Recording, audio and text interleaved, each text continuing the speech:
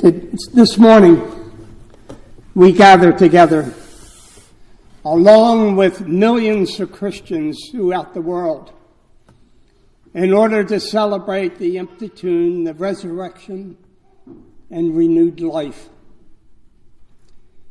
Even during the pre-dawn hours, Christians began their celebration of the resurrection with numerous traditions.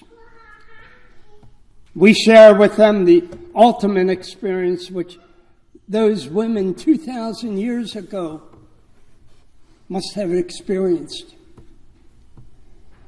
They then went in the pre-dawn hours to the tomb of their friend to do the painful task of preparing his body for final burial. It's definitely a task of love, but which they must have dreaded. They were still in a deep state of mourning, since it was only 3 days ago that they had expected seeing their friend Jesus. They saw him suffer the humiliation of being rejected and tortured and then die the extremely painful death of being a criminal, the death of the cross. You know, to see a loved one die in such a manner has got to be the most agonizing experiences one can ever imagine going through. Although Jesus gave them the warning, they were not prepared for this life-changing event.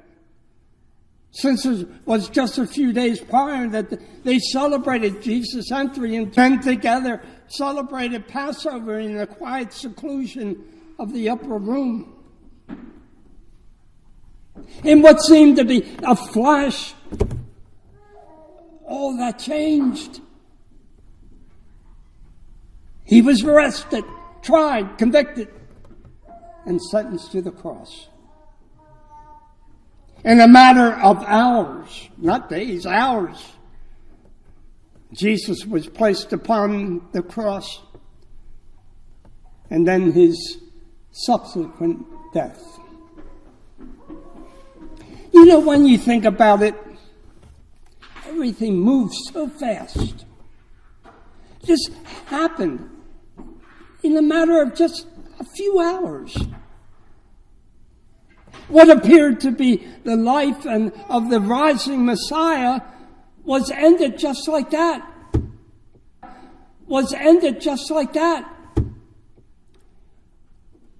The hopes and dreams of his followers came to an abrupt ending.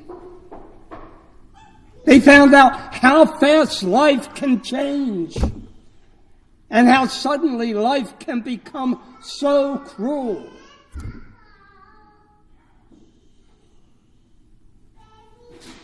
I think the people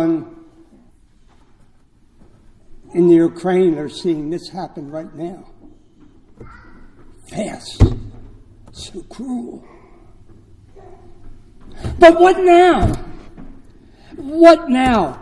Immediately their thought must have turned to the fact that they too were now in danger for being associated with this criminal Jesus. Their future was now in question. Could life ever be the same? How could life ever hold anything good for them? Why did God ever allow something like this to happen? Especially to us, who loved him so much. Sound familiar? You know, all of us perhaps have experienced bad times in life when we think, you know, what good can happen? Can life ever be worth it again? Since life will never be the same. We've all experienced this. Living through the height of the pandemic and all this probable came to mind. Why?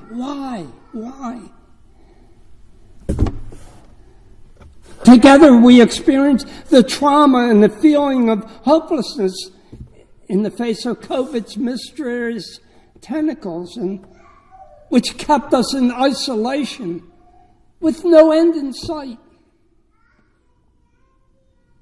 Even now with the vaccines and the precautions, the virus lives on in the form of mutations, and will probably live on for a good while. Although we have been able to live with this disease, life will never be the same.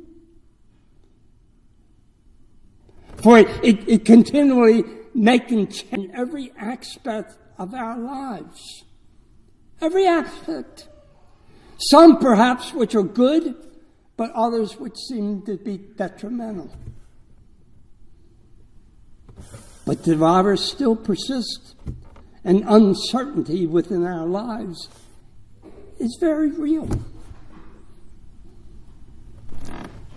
To add to the problems which we are facing on this Easter day, we have been living through the tragic war in the Ukraine, which threatens the stability of the whole world. The whole world. The problems which we are facing seem to be never ending. They seem to just come, and heap upon us. Not only our present living, but the very future of our existence. Therefore, we can identify with those women so long ago. Life seems to never be without its challenges. For this reason, we all can identify with Job as he faced the disasters in his life. I loathe my life. I will give free utterance to my complaint. I will speak in the bitterness of my soul. I will say to God, do not condemn me. Let me know why you contend against me. Like Job in his time of torment, it is so easy to lash out against God or whoever during the difficult times and experiences in life. It is so easy to condemn and blame. And it's so easy to try to run away and hide like the ostrich which places its head in the hole in the ground. We try to avoid all of life and its responsibilities. It, in fact, is making the excuse that because of my circumstances, I owe nothing to anybody or anything. After all, look what I'm going through. It is saying, I am not capable of loving. I no longer can dream dreams or have any hope. And woe is me. And therefore my life is one big pity party. We've seen it. And we probably have experienced this. All of us had glimpses of such feelings at one time or another. But life is so much more than the negatives and the disasters in life. It is full of good as well. If we dwell upon the negatives, then we will never see the good and experience dreams fulfilled. Turning back to that morning 2,000 years ago, when the women arrived at the tomb, they were already experiencing the deep despair of life. Everything was dark and bleak to them. How could life treat them any worse? But then things did get worse. They found the tomb empty. It had been opened and the body of Jesus was nowhere to be found. They'd stolen my friend. They'd stolen my friend's body. This had to be that awful moment in which life reached the very depths of heartache and despair. Their lives couldn't have sunken any lower. They were facing what they thought to be the ultimate challenge. But you know, God didn't leave them in their moment of deep despair. He didn't. Luke records, suddenly 2 men in dazzling clothes stood beside them. And the women, terrified and bowed their faces to the ground. But the men said to them, "Why do you look for the living among the dead? He is not here, but he has risen." You can just imagine what the women must have thought. Their minds were clouded with despair, and then to suddenly hear these words must have left them thinking that they were hearing things which were just wishful thinking on their part. They had to be looking at each other in total disbelief and saying to themselves, "Leave us alone in our despair and mourning. Don't play cruel jokes on us."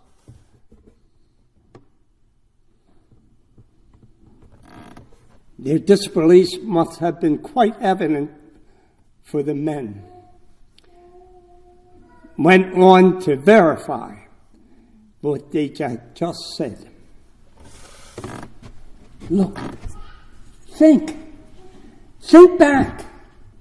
Remember how he told you while he was still in Galilee that the Son of Man must be handed over to sinners and be crucified on the third day and rise again.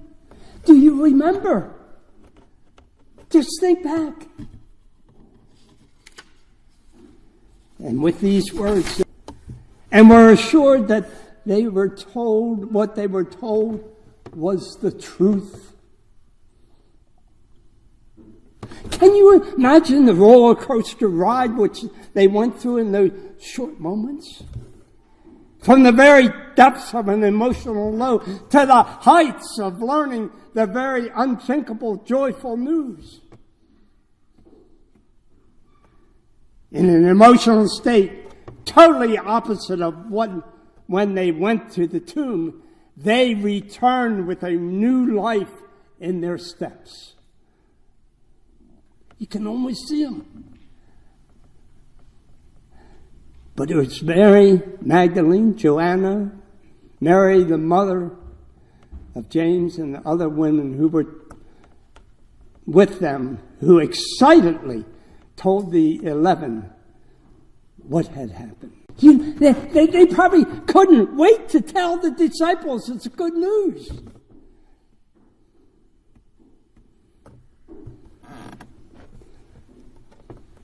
But the disciples, being in an emotional low themselves, couldn't process what they were being told and just dismissed what they had been told as just idle talk and some wild collective imagination and wishful thinking among the women. But then there was Peter, impulsive Peter. Peter, though, had to see for himself. So he ran to the tomb, and we are told, stooping and looking in, he saw the linen cloths by themselves. And then he went home. at what had happened. But it wouldn't be until later, when the resurrected Jesus appeared to the disciples, that they would finally be assured that the message of the women was actually true. God did not abandon his followers, but presented them with the news of a new life. It is through the lives of Jesus' followers' experiences of the empty tomb that we come to believe that God's plan of love never leaves us without any hope. He is risen. Even the greatest disaster in life, death, no longer becomes the final negative.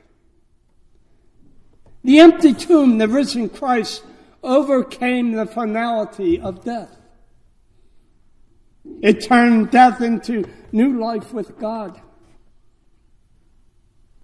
The greatest of life's negatives or disasters was turned into the greatest positive.